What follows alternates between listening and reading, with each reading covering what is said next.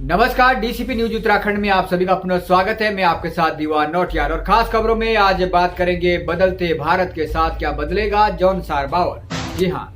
ऐसा मैं इसलिए कह रहा हूं क्योंकि जॉनसार बावर में पहली बार जॉनसार बावर के केंद्र बिंदु सैया में भागवत कथा का पाठ किया जाना है। भागवत कथा का पाठ 3 अप्रैल से शुरू किया जाएगा, जो कि 7 दिनों तक चलेगा। और ये संयोग वंश ही है कि इस प्रथम भागवत कथा पाठ का सानिध्य जॉनसार बावर के ही पहले व्यास आचार्य विजय कृष्ण महाराज के सानिध्य में किया जा रहा है। विजय कृष्ण महाराज ने जॉनसार बावर के साथ सैया क्षेत्र की जनता से इस भगवत कथा पाठ में अधिक से अधिक संख्या में उपस्थित होकर धर्म लाभ और सद्बुद्धि लाभ का लाभ उठाने का अनुरोध किया है। बदलते भारत के साथ जब हम बात करते हैं बदलते उत्तराखंड के जनजातीय क्षेत्र जॉनसार बावर की, तो उसके पीछे का उद्देश्य हमारा ये होता है कि क्या वो जॉनसार बावर अपने उन स्थलों को वास्तव में पहचान पाया है जिनका एक धार्मिक माध्यम से, जिनका एक ऐतिहासिक माध्यम से एक बहुत बड़ा स्थान हो सकता है। इस बात से इनकार नहीं किया जा सकता कि उत्तराखंड ऋषि मुनियों की तपस्थली रहा है, फिर चाहे वो हरिद्वार नगरी कहे या ऋषिकेश कहे या इसके अलावा कोई अन्य। इसी की तर्ज पे अगर मैं नाम के शाब्दिक अर्थ पर जाऊं तो जिस तरीके से हरिद्वार एक विकसित पर्यटक क्षेत्र के साथ ही मां गंगा के स्पर्श के लिए एक सुप्रसिद्ध धार्मिक स्थल माना जाता है, उसी तरीके से क्या उस जनजातीय क्षेत्र जॉनसार बावर के प्रवेश द्वार से बहने वाली जमुना नदी के किनारे बसा वो हरिपुर क्यों विकसित नहीं हो सकता है? क्या हरिपुर का महत्व हरिद्वार से कम हो सकता है? हरिद्वार जहां प्रवेश द्वार कह सकते हैं, तो वहीं हरिपुर को हम उस प्रवेश द्वार का संपूर्ण वास कह सकते हैं। और इसलिए हम कह रहे हैं, जब जॉनसार बावर में पहली बार भागवत कथा का पाठ किया जा रहा है, जब उस व्यक्ति के द्वारा जो पहले जॉनसार बावर के पहले व्यास के तौर पर उभर कर आए हैं, ऐसे आचार्य विजय कृष्ण महाराज जी के सानिध्य में अगर ये पाठ हो रहा है, तो क्या इस पाठ का प्रभाव उस जनजातीय क्षेत्र की दृष्टि पर पड़ेगा, उस जनजातीय क्षेत्र की काया कल्प करने का काम करेगा। आचार्य विजय कृष्ण महाराज ने इससे पूर्व भी हरिद्वार से लेकर जॉनसार बावर के 4 महासु के तीर्थ स्थल हनोल तक की यात्रा निकाली थी। उस यात्रा के माध्यम से जहां धार्मिक संदेश दिया गया, तो वही तमाम तरीके के जनहित के लिए, क्षेत्र हित के लिए भी वो एक पहल हम कह सकते हैं। वहीं जॉनसार बावर के केंद्र बिंदु सैया में प्रथम बार हो रही इस भागवत कथा पाठ के माध्यम से जहां धर्म की रक्षा का संदेश दिया जा रहा है, तो वहीं सर्व सुखाय सर्व हिताय की भी बात करेंगे। इसके साथ ही जॉनसार बावर में विगत कुछ समय से लगातार नशे की प्रवृत्ति बढ़ती जा रही है, दुष्प्रभाव का शिकार वो क्षेत्र हो रहा है। ऐसे में क्या क्षेत्र के जनमानस इस भागवत पाठ कथा का लाभ उठाकर वो सकारात्मक एनर्जी का ग्रहण कर पाएंगे, ये देखने वाला विषय होगा। अभी तक जो माहौल जॉनसार बावर और सैया क्षेत्र में देखने को मिल रहा है, उससे यही आकलन लगाया जा सकता है कि इस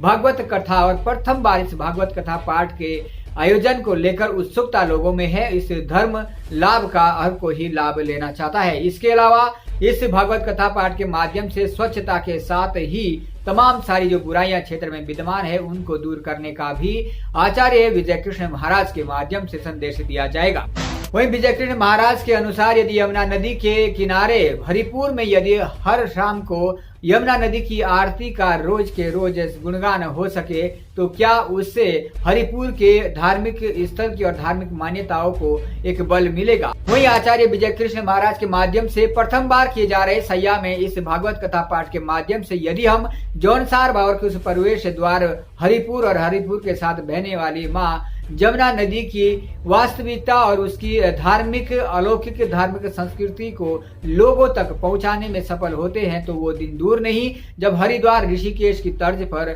जमुना के दर्शन करने के लिए उस हरिपुर के कालसी में लोग देश और दुनिया से पहुंचेंगे। यदि हम उसको एक पर्यटक की दृष्टि से एक धार्मिक स्थल और एक धार्मिक मान्यताओं के आधार पर विकसित करने में सफल होते हैं, तो शायद उस हरिपुर के प्रवेश द्वार से जॉनसार बावर के विकास का रोड मैप भी तैयार किया जा सकता है। जी, सभी को सबसे पहले जय श्री सीताराम, जय महासु महाराज। दिनांक 3 अप्रैल से 9 अप्रैल तक श्रीमद् भागवत कथा का भव्य आयोजन होने जा रहा है, जो सैया में प्रथम बार हमको ये अवसर मिल रहा है और सभी लोगों में बड़ा उत्साह है। इस कथा का जो उद्देश्य है वो यही है कि हरिपुर घाटों का जीर्णोद्धार हो, माँ यमुना जी की नित्य प्रति वहाँ आरती हो। जिस प्रकार से हरिद्वार में, ऋषिकेश में माँ गंगा जी की महिमा है, ठीक उससे भी बढ़कर के हमारे जौनसार बावर के आंगन को स्पर्श करती हुई माँ यमुना जी जा रही है। और हमारे घाटों की वहाँ पर क्या दशा है, उन घाटों का जीर्णोद्धार करने के लिए, उन सभी अपने ऐतिहासिक जो हमारी विरासत है उनको पुनर्स्थापित करने के लिए लोगों के बीच में जाकर के श्रीमद् भागवत कथा के माध्यम से माँ यमुना जी की महिमा, महाशु महाराज जी की महिमा हमारे पूरे जौनसार बावर के सभी प्रभु प्रेमी समझ पाएं। जिस निमित्त 3 अप्रैल से और 9 अप्रैल तक श्रीमद् भागवत कथा का आयोजन साहिया बाजार में समस्त साहिया परिवार की तरफ से, समस्त भक्तजनों की तरफ से ये आयोजन हो रहा है। आप सभी भी इसमें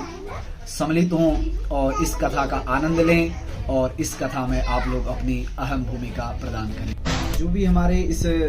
जौनसार बावर जो हमारा ये क्षेत्र है, इस क्षेत्र में अध्यात्म के उत्थान के लिए, अध्यात्म की जागृति के लिए आज आए दिनों हमारे समाज में जो बाहर से व्यक्ति आकर के अनेक प्रकार के व्यसन हमें स्पर्श करवा करके हमारे युवान भाइयों को, युवान पीढ़ी को एक गलत मार्ग पर प्रशस्त कर रहे हैं, उन सब की रोकथाम के लिए हम सब लोग मिल करके